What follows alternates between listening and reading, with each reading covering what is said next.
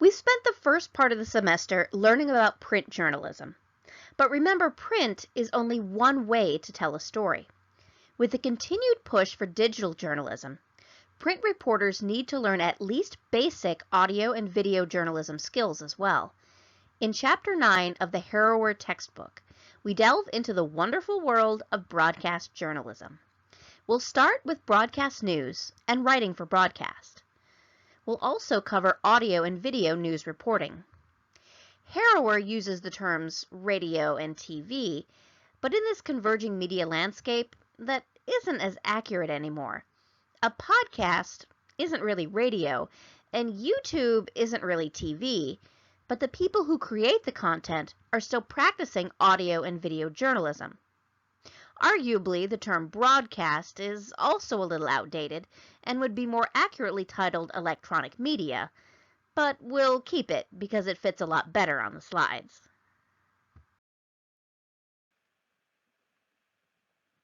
Broadcast journalism is neither better nor worse than print journalism. They're just different ways to tell the same story. When we talked about online package planning in our last lecture, I asked you to think like a reader. You want to present your information to your readers, or listeners, or viewers in a way that best fits their needs. Now, print journalism offers depth, context, and information. Broadcast news is frequently criticized for being too shallow, offering stories often less than a minute long. Now, as someone who worked with NPR affiliates for 9 years, I am compelled to point out that some organizations, like NPR and PBS and TV programs like 60 Minutes, spend considerably more time on a story, but they are the exception, not the rule.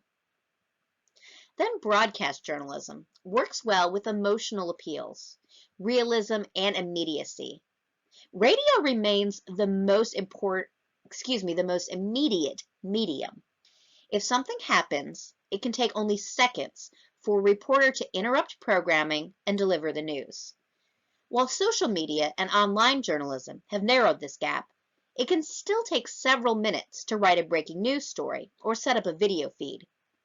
Audio and video journalists are also often accused of treating news as entertainment, sensationalizing the news by reporting heavily on crime, rather than more important matters of public interest. Print journalism, meanwhile, is criticized for not being entertaining enough. So what's in a half-hour newscast? According to results from major surveys of local television news, from the Project for Excellence in Journalism and the Lear Center Local News Archive, about 70% of all stories were under a minute long. Announcers typically read between 150 and 180 words a minute, which means a typical news story is about the length of your campus news brief. Crime, fire, accident, and disaster stories make up more than a third of all news stories, and were the lead story 39% of the time. And for stories that involved controversies, the majority of stories gave only, or mostly only, one point of view. If your story is less than 60 seconds, it's no surprise.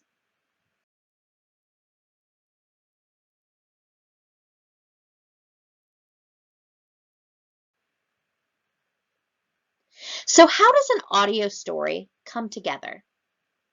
At many small radio stations, like the one where I started, the news director is a 1 or maybe 2-person newsroom. Now, we had one news director who worked from 6 a.m. to 2 p.m. and an assistant news director who worked from 3 to 11 p.m. Now, the news team reports on local stories, from city council meetings to political corruption. The news director I worked with started every day with a trip to the county sheriff's office to read through their police reports. Now, while some of this is now online, reports can often take days to be posted, thus making it old news if you want to wait to read the report online instead of getting it directly from the source. Now, the news team reworks wire copy, generally from the Associated Press. They select the international, national, and state stories that have the greatest impact for their listeners. Then they read the news on the air, adding in their local news. Although this can be done by the on-air announcer if the news team is out on assignment. Now, if the news team is more than one or two people, the reporter could cover any number of stories. Beats aren't practical in smaller newsrooms, as there's often too much news and not enough reporters to go around. And if there are reporters, again, assignments may vary. For video stories, reporters often start the day with a news meeting, sometimes called a budget meeting, to collect assignments. As with audio and print reporting, assignments can vary widely from day to day. Unlike audio and print journalism, though, video journalists often work side by side with a videographer, since video is essential for most stories. Stand-ups, those shots of reporters at news scenes while they are reporting, those are often done live. And most importantly, a video news story must be edited to the precise second in a broadcast. If an anchor only has 45 seconds, a 51-second piece just won't make it to the air. Speaking aloud is not the same as reading silently, so writing for broadcast is naturally not the same as writing for print. Audio and video stories require different styles to tell their stories. Broadcast stories often use a friendlier, more conversational tone, more like bloggers than traditional print journalists. Broadcasters keep it short, simple, and easy to follow. You're writing for the ear, not the eye. That means use active voice, keep subjects and verbs close together, express one idea per sentence, and try to keep sentences to 20 words or less.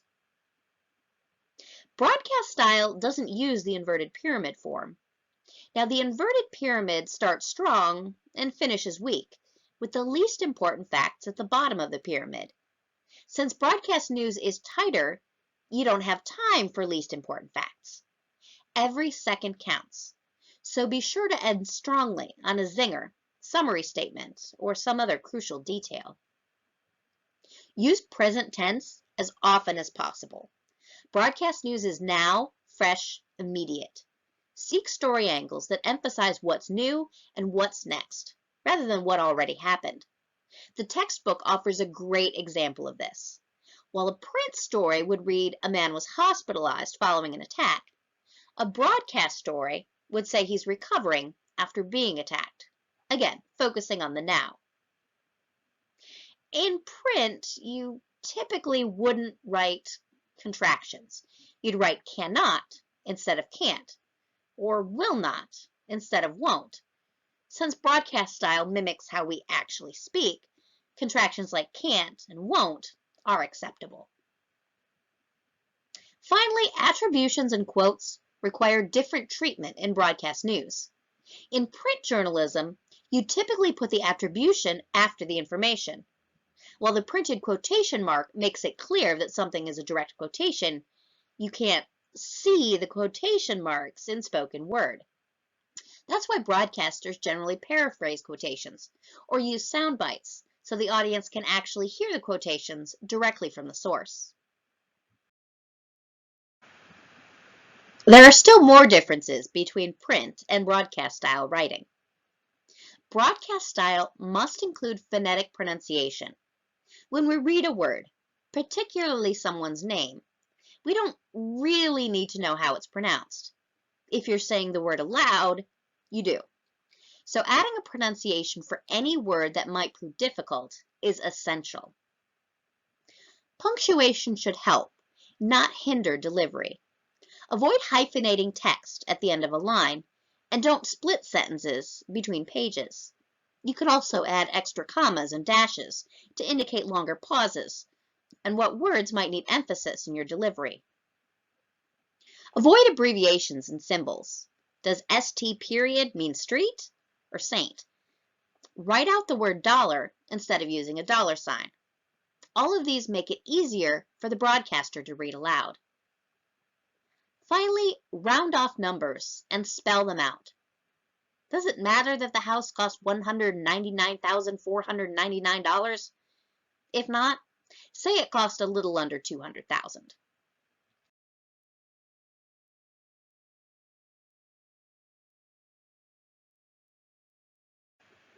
The best advice I can give you about the differences between print and broadcast is to write without commas. That forces you to make your sentences shorter and simpler. Now let's see if we can rewrite this print sentence for broadcast. Ari Weston, president of AB&C Bank Corp., was arrested at 8:03 a.m. on suspicion of money laundering, according to Smallville police. Weston is accused of laundering $199,499. First, we need to rewrite the lead so it's an active rather than passive voice, and move the attribution to the front. We then need to rewrite A, B, and C Bank Corporation and add a pronunciation for Ari's name and approximate the time of the arrest and the value of the money laundered, spelling it out so it's easier for a broadcaster to read aloud. Now let's put it all together. Smallville police arrested AB&C Bank Corporation president Ari Weston just after 8 this morning on suspicion of money laundering $200,000. Easier to read, right?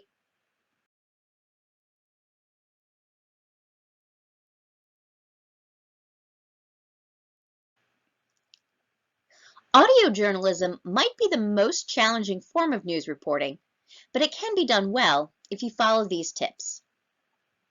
First, write to your bites. Good audio news stories combine your narration with other people's sound bites. Read your story aloud before it goes on the news. It will allow you to hear wordiness, clumsy clauses, and anything else that might trip up your delivery. Record natural sound. Sound that captures the flavor of a news scene. Birds chirping, crowds cheering, the background noise that makes a story seem real. Finally, paint word pictures. Write with color, flair, and drama. Help your listeners visualize the story. Audio is theater of the mind, and you need to help your audience see what you saw. Let's listen to this very quick clip of coverage of an HB2 protest, voiced by WKNC's Mirtha Donistorg and produced by Ian Grice, that won first place in the radio special event coverage category in College Media Association's Pinnacle Awards. Hear how Ian and Mirtha use natural sound to help draw the audience in.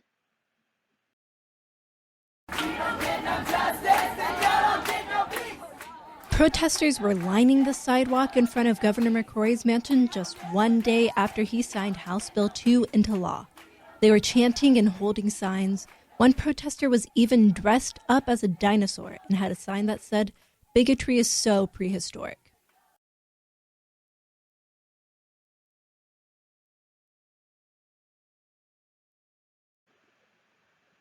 You aren't going to sound great on the air right away.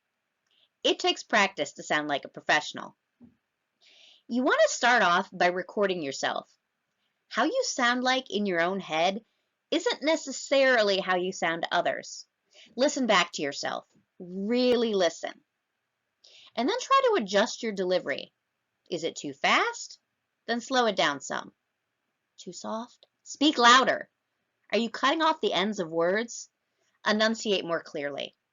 Most common delivery problems can be avoided once you recognize that you're doing them. You also want to study the pros.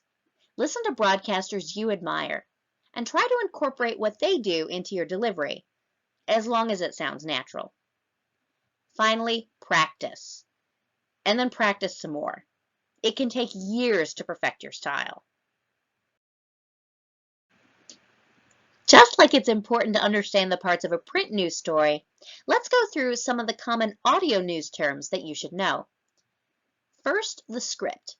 That's the written version of the story. Your lead-in is the words that introduce an element of the story, typically the actuality. That's the recorded audio of someone in the news, typically called a soundbite. Your out cue is the final words of the soundbite. Now, you typically don't need the entire text of the soundbite in your script, just the last few words, so you know when it's time for you to start talking again. A voicer is a news story that does not use actualities. Natural sound is ambient sound, the sound that captures the flavor of a news scene. And finally, you have the tag. That's the closing line of the story, typically where the reporters give their name and the call letters or name of their media outlet.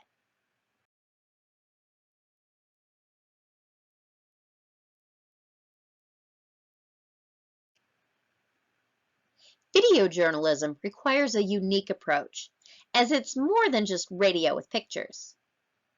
Video journalism requires talking into the camera and depending heavily on video.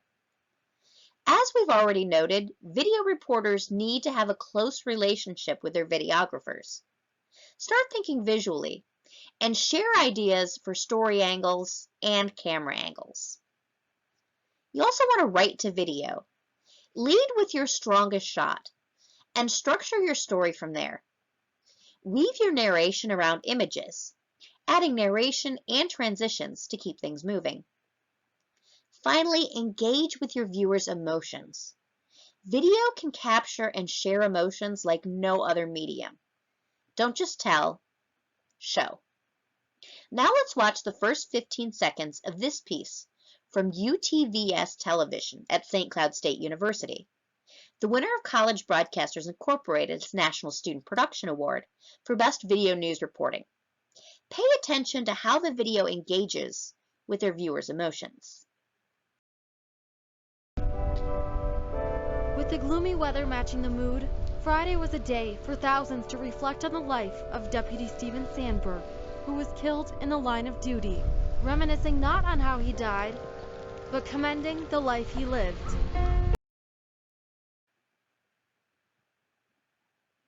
To conduct a video interview, journalists must first find a good location. You want to make sure the area is free of disturbing background noise and distracting visuals. Maintain eye contact with your interviewee, as it will encourage the person to maintain eye contact with you rather than looking at the camera. Rephrase and re-ask questions as needed, if you think it will help your interviewee give you shorter, smarter answers. Watch for good sound bites. Jot down phrases in your notebook to help you locate the most airworthy parts later. Avoid stepping on sound bites. Use nonverbal communication with your interviewee rather than verbal reactions like "uh-huh" that you'll then have to cut out of the soundbite. Finally, remember to shoot cutaways, videos that show you listening attentively to your subject at the end of your interview. Here are some common video news terms. B-roll is video images shot at the news scene. It's used to later illustrate a soundbite or a reporter's voice. A stand-up is a shot of a reporter at a news scene. Your package is a story prepared by the reporter, usually taped, featuring the reporter's voice, of one or more sound bites, and often a stand-up. Your VO, or voiceover, is when the anchor speaks over video or narrates over B-roll. Next, you have your SOT. That stands for sound on tape, a recorded soundbite of audio and video played during a story. The rundown is the order in which stories will appear during a newscast. And finally, the prompter. That's the device that projects the script for the anchor to read. Teleprompter is a well-known prompter brand name.